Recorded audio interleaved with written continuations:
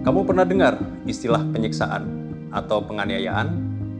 Sekilas mirip ya, sama-sama menyakiti orang. Tapi sebenarnya dua hal ini berbeda secara hukum. Untuk itu, yuk kita bahas perbedaannya. Dalam Kitab Undang-Undang Hukum Pidana, penganiayaan diatur di dalam pasal 351 sampai dengan 358 KUHP. Penganiayaan didefinisikan sebagai tindakan sengaja yang menyebabkan perasaan tidak enak atau penderitaan, rasa sakit atau luka pada orang lain. Penganiayaan bisa berupa tindakan fisik seperti memukul, menusuk, atau membacok, yang menyebabkan rasa sakit atau luka. Selain itu, penganiayaan juga bisa berupa tindakan yang merusak kesehatan orang lain secara sengaja. Pelakunya bisa siapa saja, apakah itu preman atau bahkan mungkin tetangga. Biasanya dilakukan karena emosi, balas dendam, atau konflik pribadi. Sedangkan penyiksaan secara hukum lebih kompleks.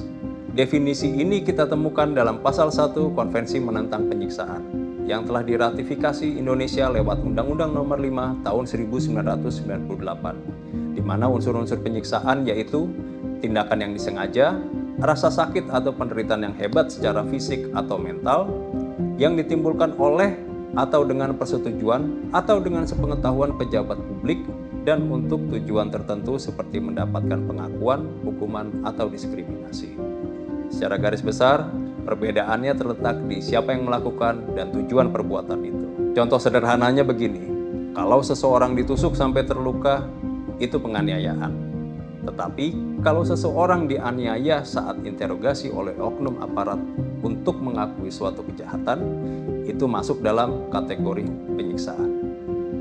Penyiksaan tidak hanya meninggalkan dampak fisik, tetapi juga luka psikologis yang mendalam dan berkepanjangan bagi korban. Penyiksaan melemahkan sistem peradilan pidana, merusak kepercayaan publik terhadap institusi hukum, dan bertentangan dengan prinsip-prinsip keadilan.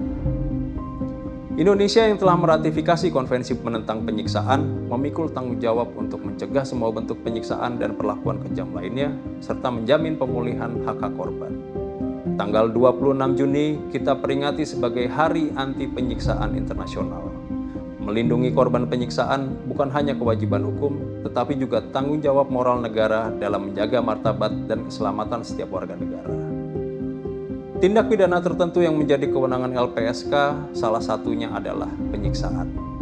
Pada tahun 2024, terdapat 73 permohonan penyiksaan masuk ke LPSK.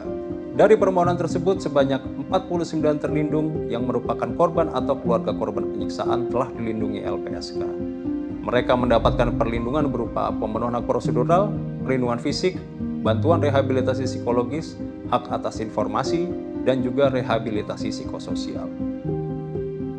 Contoh kasus yang ditangani LPSK adalah kasus penyiksaan mendiang O di Banyumas yang merupakan korban salah tangkap.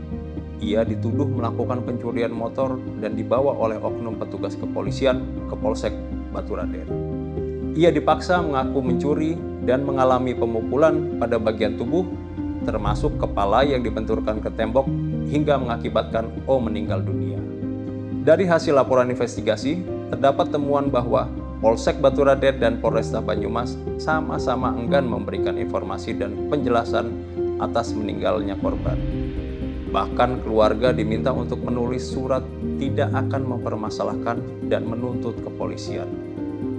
Itu adalah sebagai upaya untuk menutupi adanya penyiksaan terhadap korban.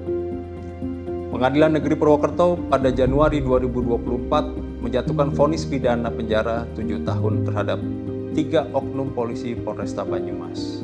Mereka terbukti melakukan kekerasan atau penyiksaan yang menyebabkan korban meninggal dunia. Dalam upaya memperkuat pencegahan penyiksaan di Indonesia, dibentuklah Kerjasama untuk Pencegahan Penyiksaan atau KUPP. Sebuah inisiatif kolaboratif yang melibatkan lembaga nasional hak asasi manusia seperti LPSK, Komnas HAM, Komnas Perempuan, KPAI, Komisi Nasional Disabilitas, dan Ombudsman. LPSK memiliki mandat untuk memberikan perlindungan dan pemulihan kepada saksi dan korban, termasuk korban penyiksaan.